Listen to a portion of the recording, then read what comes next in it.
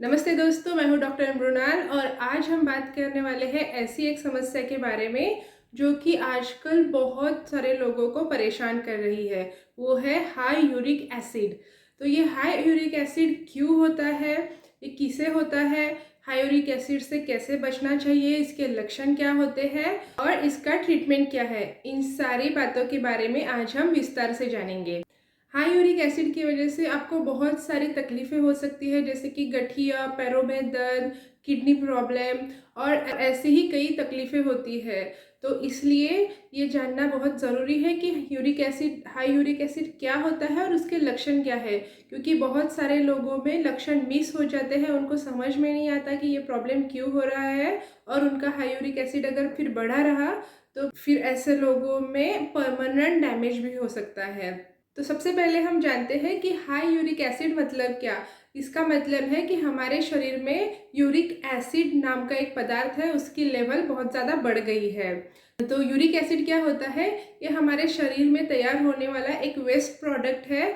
मतलब जब हमारे शरीर में प्यूरिन्स नाम का पदार्थ का मेटाबॉलिज्म होता है, हमारा शरीर उसे डाइजेस्ट करता है, उसका वेस्ट प्रोडक्ट तैयार होता है जिसका नाम है यूरिक एसिड। तो ये यूरिक एसिड हमारे शरीर में लगातार तैयार होते रहता है और हमारी किडनी उसे पेशाब के थ्रू निकाल देती है।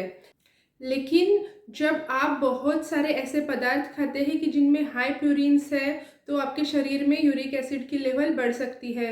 या फिर अगर आपके किडनी में कुछ प्रॉब्लम है जिसकी वजह से यूरिक एसिड अच्छे से बाहर नहीं निकल पा रहा है, तो भी आपके शरीर में यूरिक एसिड की लेवल बढ़ सकती है।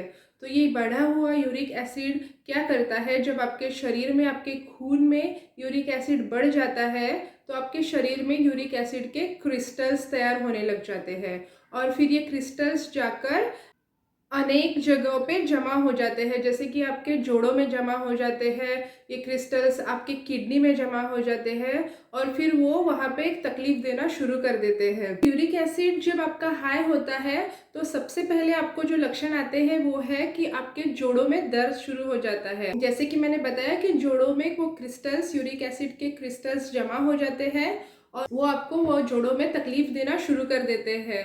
तो सबसे पहले आपको दर्द होता है आपके बिग टो में। बिग टो में सबसे कॉमन होता है यूरिक एसिड क्रिस्टल जमा होना और उसमें सबसे पहले लोगों को लक्षण आते हैं, उसमें सूजन आ जाती है या फिर बहुत ज़्यादा दर्द देने लगता है। उसी के साथ ही आपके घुटनों में, आपके एंकल जॉइंट में या फिर आपके रिस्ट जॉइंट में, इन जॉइंट्स में भी यूरिक एसिड क्रिस्टल जमा होकर आपको वहाँ पे भी दर्द और तकलीफ, इन्फ्लेमेशन, सूजन, ये सब हो सकता है।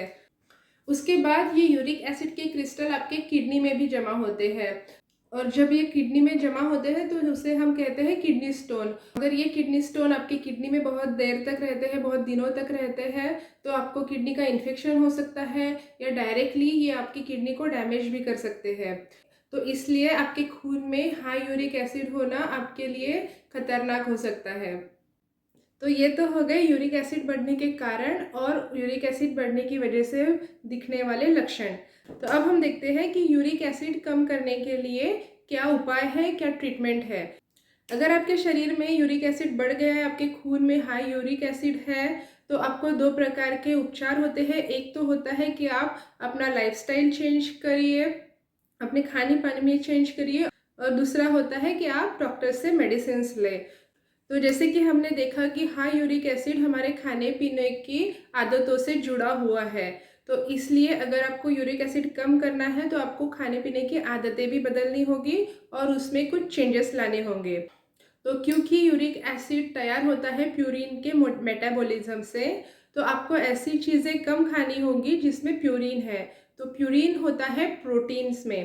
प्रोटीन कौन से चीज़ों से हमें मिलता है, तो दालों में प्रोटीन होता है, फिर नॉनवेज में प्रोटीन होता है, अगर आप चिकन खा रहे हैं उसमें प्रोटीन होता है। तो ऐसी सब चीज़ें जिनमें प्रोटीन होता है वो आपको आपके खाने से निकालनी होगी, हटानी होगी। तो इसलिए अगर आपको हाई यूरिक एसिड है तो आपको अंडा, फिश, चिकन, रेड मीट, इन सब चीज़ों का सेवन नहीं करना है। उसी के साथ ही आपको दालें या फिर राजमा और ऐसे ही दूसरे बीन्स को भी अवॉइड करना होगा। उसी के साथ ही जो फ्रूट्स होते हैं, ऐसे जो फ्रूट्स जिनमें बहुत ज़्यादा मात्रा में शुगर होती है, बहुत ज़्यादा मात्रा में फ्रुक्टोज होता है, उनको भी आपको आपके खाने से हटाना होगा। बाहर का फूड आपको अवॉइड करना होगा। अगर आपको हाई यूरिक एसिड है तो आपके लिए घर का खाना ही सबसे ज़्यादा उत्तम है। दूसरा महत्वपूर्ण उपाय ये है कि आपको आपका पानी का इंटेक बढ़ाना होगा। जब आप ज़्यादा पानी पिएंगे तो ये पानी आपके शरीर से टॉक्सिन्स निकालने में ज़्यादा मदद करेगा और आपके शरीर से यूरिक एसिड जल्दी निकल पाएगा, ज़्यादा से ज़्यादा मात्रा में बाहर निकलेगा। तो इसकी वजह से आपकी किडनी भी साफ़ होगी। आपकी किडनी में अगर स्टोन्स है तो वो भी ज़्यादा पानी पीने की वजह से निकल सकते हैं और यूरिक एसिड भी आपका कम होने में मदद होती है। अगर आपको हाई यूरिक एसिड लेवल है तो डॉक्टर हमेशा आपको वज़न घटाने की और एक्सरसाइज करने की भी सलाह देते हैं। एक्सरसाइज से भी आपका यूरिक एसिड कम होने में, रेगुलेट होने में मदद होती है। तो ये तो हो गए लाइफस्टाइल चेंजेस जो आपको यूरिक एसिड कम करने में मदद करेंगे। लेकिन उसी के साथ ही आप मेडिसिन भी ले सकते हैं जो आपके यूरिक एसिड को कम करने में मदद करते हैं। तो एलोप्यूरिनॉल, फेबिक्सोस्टैट एंड प्रोबेनासिड ऐसे कुछ मेडिसिन होते हैं जो आपके डॉक्टर्स आपको प्रिस्क्राइब कर सकते हैं।